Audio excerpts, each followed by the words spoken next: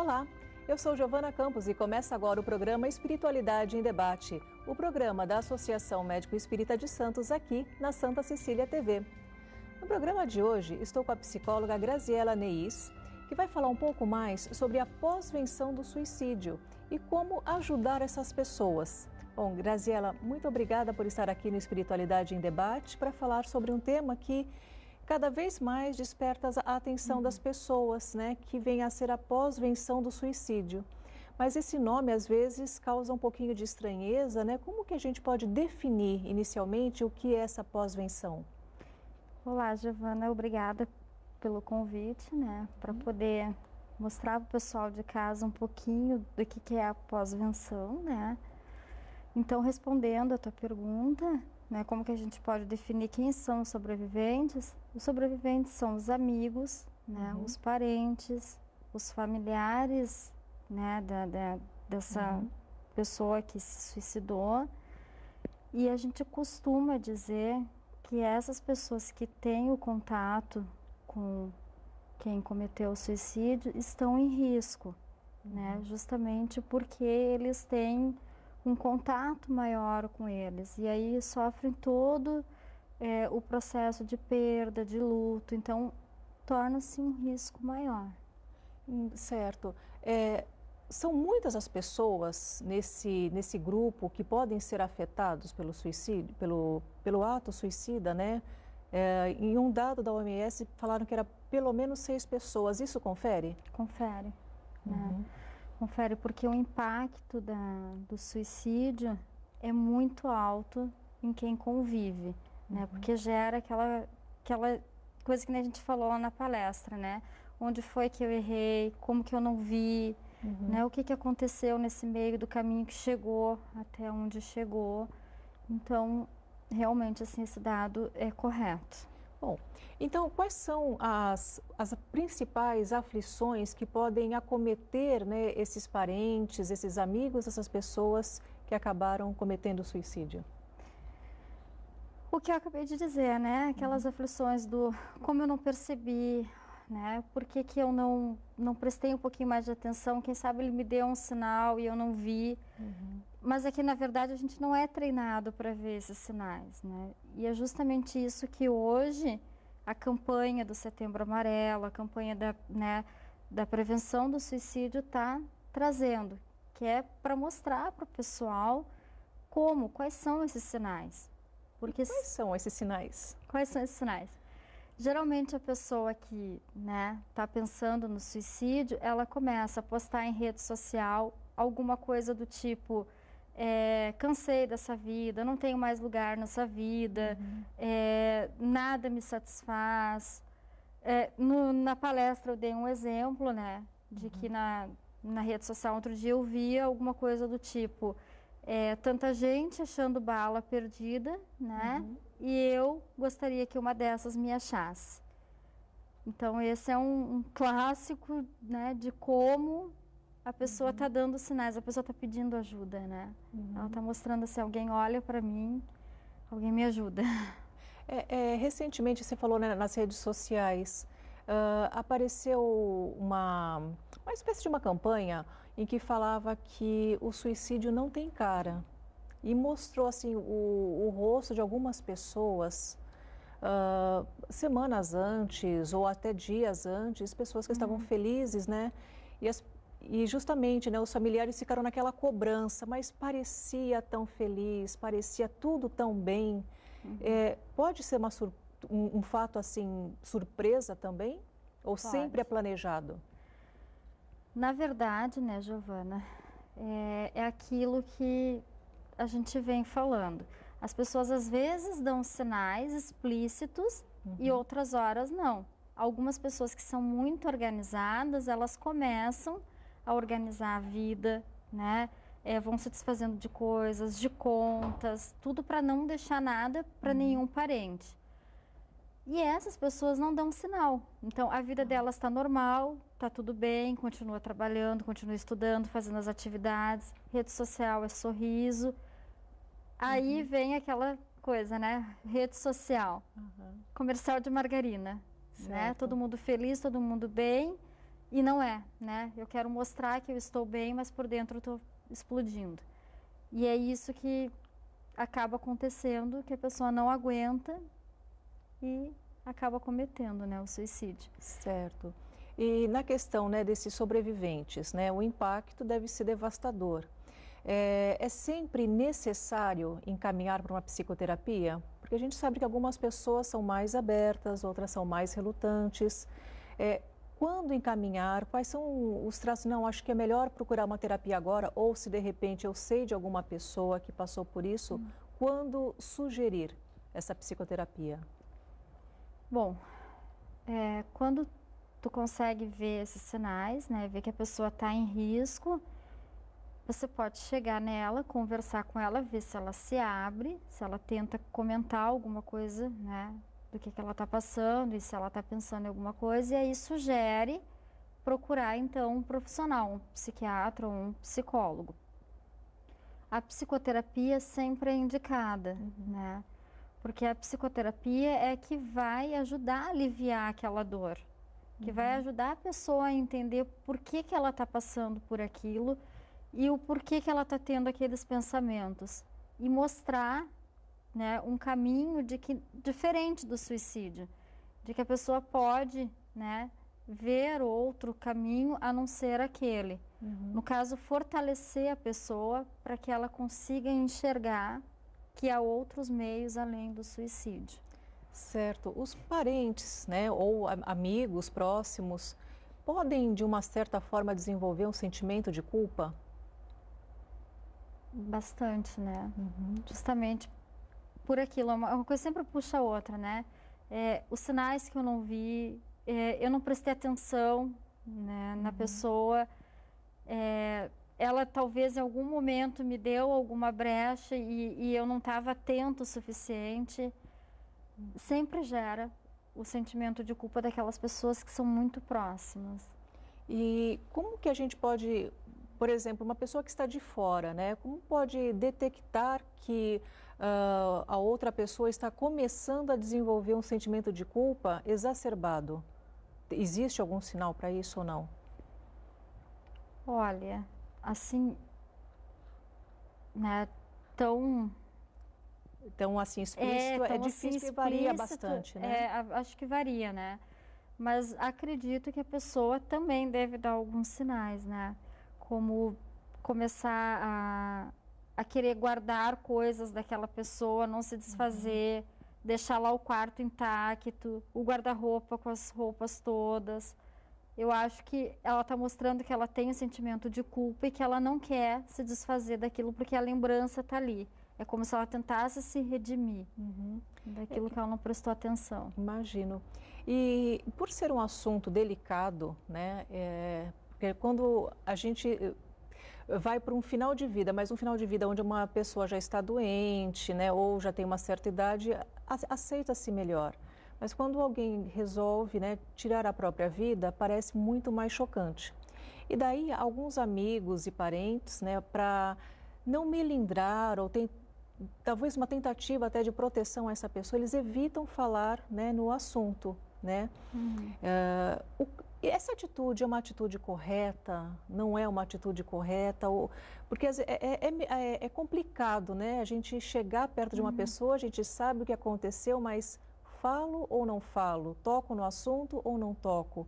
Qual é a melhor posição, a melhor postura nossa quando nós conhecemos alguém que está nessa situação? Não falar, né? Não ficar falar. tocando no assunto, ficar fazendo a pessoa sofrer, reviver o que passou. Né? É importante num determinado momento que a pessoa lembre do que passou para tentar superar. Mas alguém ficar perguntando, tocando no assunto, não é legal. Tu vai ficar machucando, né? Cutucando a ferida que ainda está aberta. Certo. Porque às vezes uma tentativa de ajudar, às vezes a gente pode acabar magoando, né, ou melindrando, uma situação que já não é das mais tranquilas, das mais fáceis. Sim. No comecinho, né, até para a gente situar o pessoal de casa, você mencionou na palestra que nós fizemos, né, só para situar que a Graziela ela esteve aqui, né, na Santa Cecília, na Unisanta, se eu não me engano, no mês de abril, né, ou comecinho do mês de maio, agora a data exata eu não me recordo. Justamente, dia 8 de maio. Dia 8 de maio. Justamente falando, né, sobre essa questão, né, do suicídio, como identificar os casos, em uma parceria, né, que a Unisanta fez com a Cruz Vermelha, né? E então, a palestra estava muito cheia, certo? Certo. Foram quase 400 pessoas que vieram à palestra. E na inscrição deu um pouquinho mais. Certo. Então, quer dizer, é um tema assim que as pessoas estão ávidas para escutar, para saber, e aí parece que tem ainda uma certa máscara, uma certa névoa sobre isso, né? A respeito do trabalho da Cruz Vermelha, o que você pode falar? Quais são qual é a dinâmica que a Cruz Vermelha pode ajudar? De que jeito? Bom, como você falou, né, da palestra, a palestra foi realizada no dia 8 de maio, justamente em comemoração do Dia Internacional da Cruz Vermelha.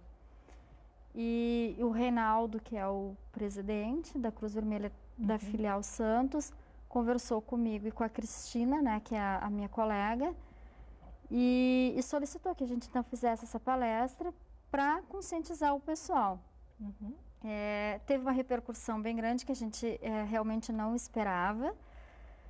E a Cruz Vermelha, nesse sentido, ela não tem um trabalho próprio, né, para o suicídio ou para atender pessoas que passaram pelo drama do suicídio.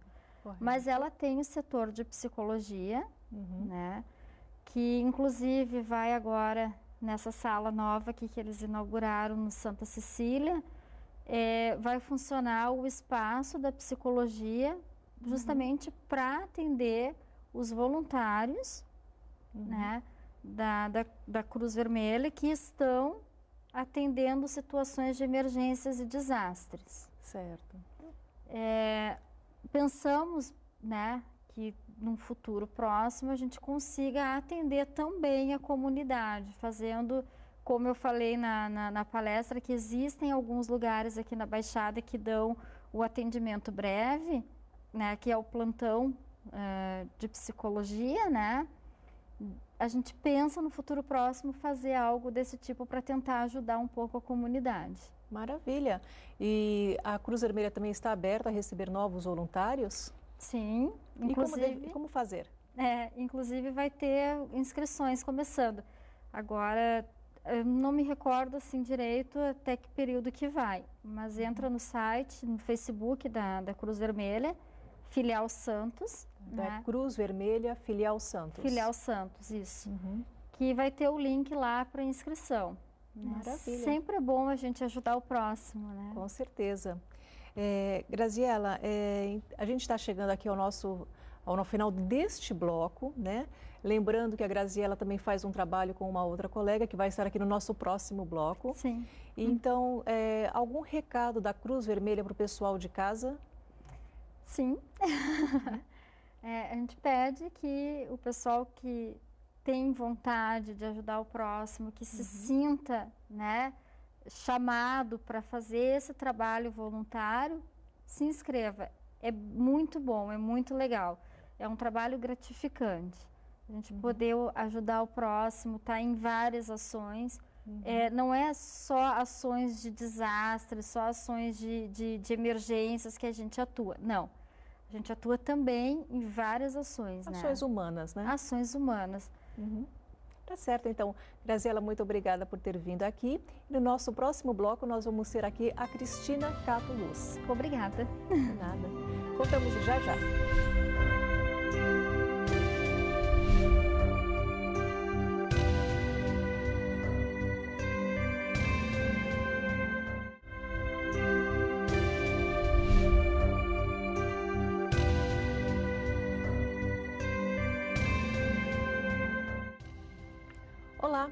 Estamos de volta com o programa Espiritualidade em Debate, o programa da Associação Médico Espírita de Santos, aqui na Santa Cecília TV.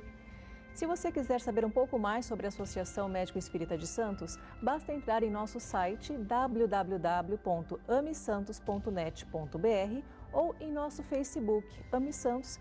E tanto no site quanto no Facebook você terá mais informações sobre cursos e palestras desenvolvidos pela associação. No programa de hoje nós estamos tratando do tema pós-venção do suicídio e nesse bloco estou com a psicóloga Cristina Cato Luz. Bom, Cristina, obrigada também por estar aqui no Espiritualidade em Debate para falar sobre esse tema, né, que cada vez mais chama a atenção e as pessoas ainda ficam um pouco melindradas, né, de falar.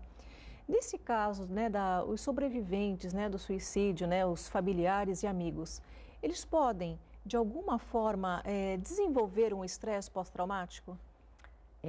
Muito obrigada pelo convite. Antes de mais nada, Giovana, é muito importante falar desse assunto, né?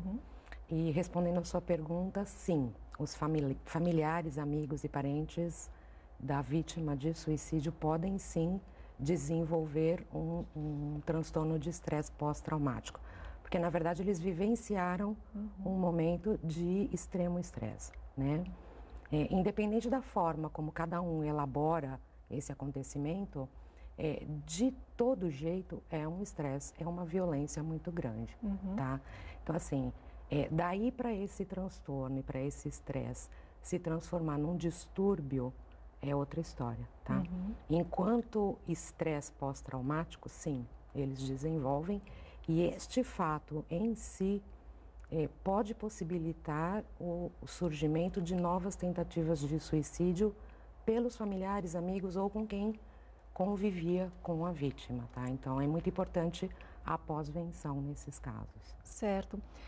Outra questão é em relação à faixa etária. Certo. Como que existe alguma terapêutica, algum trabalho, como falar quando a vítima deixa familiares, crianças? É a mesma situação? Quais são os cuidados que se devem ter? É muito delicado e sutil, né, a linguagem com a criança, independente da forma da morte e do luto, né? A gente sempre costuma salientar em consultório, na clínica, que falar a verdade para uma criança é sempre o melhor caminho e o caminho mais curto, né? E é o que a criança vai acreditar, né? Quando você trata desse assunto com um adulto, você costuma ser mais direto, né? Você explica as causas da morte, um suicídio, enfim. Agora, quando a gente lida com crianças, tem que ter uma certa delicadeza, né? Claro, tem que observar primeiro qual a idade dessa criança, o que ela é capaz de entender, né? A gente não vai falar com essa criança sobre o suicídio, a gente vai falar com esta criança sobre alguém do círculo familiar ou de amizades dela que faleceu, né? Então nós vamos falar sobre morte e sobre luto, né? Óbvio que dependendo da idade da criança, ela percebe que tem alguma coisa a mais, né? Quando é suicídio.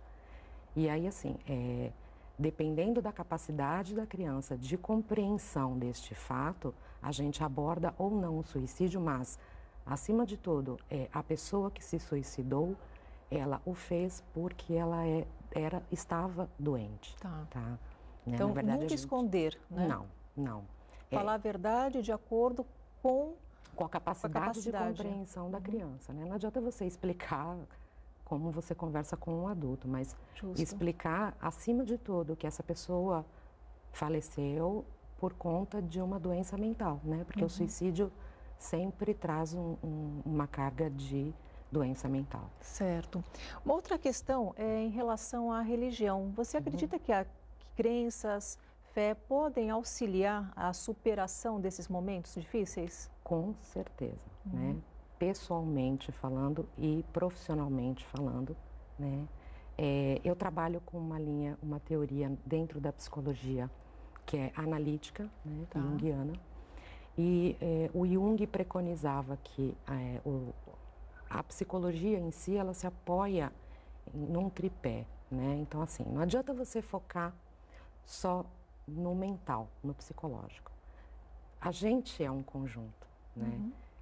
É o que a gente pensa, é o que a gente sente, é o físico, é o psicológico, né? Então, assim, todos esses elementos, eles se somam para o cuidado de um paciente, tá? Então, no caso da pós-venção, no tratamento do familiar de pós-venção, a gente sempre sugere mesmo, além da psicoterapia, um tratamento físico, então, assim, que a pessoa esteja em contato com a natureza, que ela faça uma atividade física, que ela se liberte dessa clausura que ela vive, é normal, né, Claro. depois do luto. Mas que também ela busque na espiritualidade, na fé, um caminho, né, de auxílio, de apoio. Nada está separado dentro da gente. Claro. Né? A espiritualidade, religiosidade, né? Independente da religião. Com certeza, né? Cultivar aquela esperança interna, né? Os bons sentimentos. Sim, principalmente na questão da morte e do luto, é muito próximo de religiosidade falar de morte e de luto. Certo, né? correto. É um processo, simbolicamente falando, né? Tem todo um ritual, não é? Então, assim, não dá para separar as coisas. Verdade.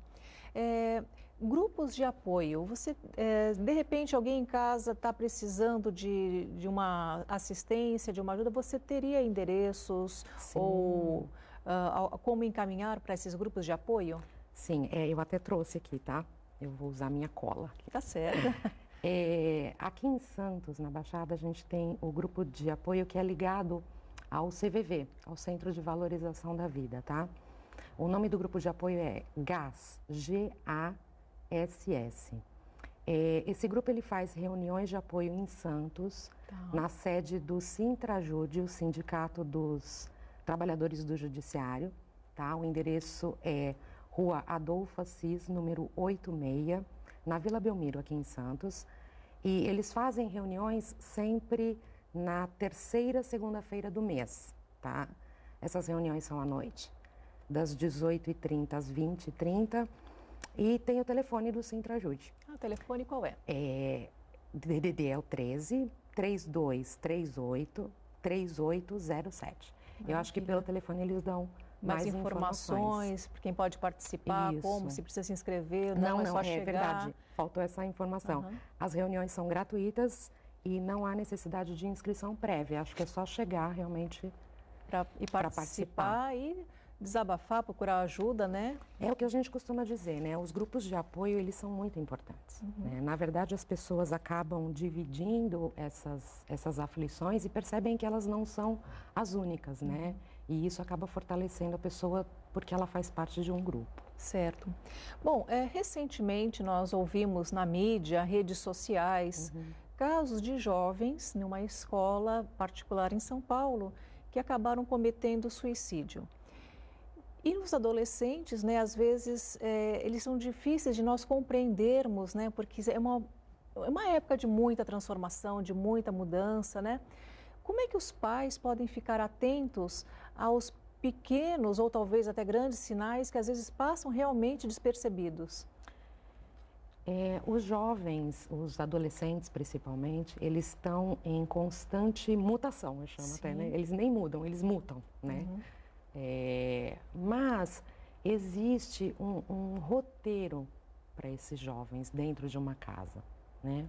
Quem tem filhos e tem filhos adolescentes, a pessoa se acostuma com horários desse adolescente, de acordar e de dormir, com o comportamento desses adolescentes. Eles mudam o tempo todo, mas a essência permanece, né? Então, assim, como conselho que eu diria, repare no comportamento desse adolescente, né? Então, se é um adolescente, por exemplo, que é ligado a esportes, que tem uma vida social ativa, vai para uma baladinha e tal, ele não fica quase em casa. E aí, se ele passa a ficar muito tempo em casa, ele está mudando esse comportamento, certo? Em contrapartida, aquele adolescente que fica mais em casa, é mais caseiro, gosta de conviver mais com a família, e ele começa a ter um comportamento de evitação. Ele não fica com a família, ele quase não fica em casa. Os familiares começam a perceber que ele está bebendo, ou desconfiança de que está usando algum tipo de droga. São mudanças muito importantes do comportamento, né? Então, isso já liga um sinal de alerta, né? Então, acendeu o sinal, converse muito. E no caso, né, desses adolescentes, né, de São Paulo, foi dito que seria uma pressão escolar, uma pressão por bons resultados. Isso está sendo mais comum hoje? Uma cobrança talvez externa ou mesmo autocobrança? Olha, os dados estão aí, né? A gente não tem como negar, né? Estatisticamente falando, o índice de suicídio entre adolescentes e jovens aumentou em 30% nos últimos 4 anos. É um número muito alarmante, né? Então, assim, contra fatos não há argumentos. Realmente aumentou, sim, o número. E talvez um excesso de cobrança e de autocobrança, né, desse jovem. Ele nasce e cresce já com um roteiro pré-estabelecido. Então, você vai ser um engenheiro, advogado e tem que entrar nas melhores universidades. Por isso que eu estou investindo num colégio tão renomado e assim, tudo isso vai pesando, né? E o foco daquele jovem fica sendo só esse. Não é só esse, né? Então... É porque, às vezes, a gente ouve falar que teve um período de uma tristeza maior, ocasionado por uma ruptura de namoro, né? Também são dados que os pais devem ficar mais atentos? Eu acredito que não com relação ao risco de suicídio, né? Esses fatores que deprimem mais os adolescentes e os jovens são relacionados a situações que eles vivenciam e que eles não estavam acostumados a vivenciar, né? Talvez seja a primeira vez, a primeira decepção amorosa, a primeira dificuldade, a primeira prova, né, de esta é a carreira que eu quero para mim. Talvez essas primeiras grandes lutas internas é que são motivos de atenção. Sim, com certeza, sempre, né? Mas isso não significa que esse jovem esteja em risco de morte, de cometer um suicídio, né? Todos nós passamos por uma primeira situação pela primeira vez. Sim. Porque alguns absorvem isso, elaboram e conseguem seguir adiante e outros não, né? Aí vai, na verdade, da capacidade de absorver e de lidar com essas questões pessoais de cada um. Né? Mas, claro, a família como um núcleo que acolhe, que conversa e que tem esse olhar para esse jovem, é sempre bom, né? Sempre ajuda. Cristina, a gente está se encaminhando agora para o finalzinho do programa. Como mãe, psicóloga, qual é o grande recado que você dá para quem está em casa? É muito importante, Giovana, que a gente escute e acolha. Não importa o tamanho da dor, né? Às vezes parece uma coisa tão simples para você e aí para o outro é toda a dor do mundo para ele, né? É importante que a gente veja, mas que a gente enxergue na realidade. É importante que a gente ouça, mas que a gente escute, né? Falar é um grande curativo, desde que alguém escute. Sempre, né? Tá? Bom, Cristina, muito obrigada por sua presença aqui. Também tivemos no primeiro bloco a Graziela, que também falou um pouco mais sobre o tema. Nós vamos deixar também em nosso Facebook os dados passados por elas, né, tanto da Cruz Vermelha quanto do grupo de apoio. E você já sabe, o programa Espiritualidade em Debate inédito, todas as quartas-feiras, às 18 horas, aqui na Santa Cecília TV. Te espero na próxima semana. Até lá!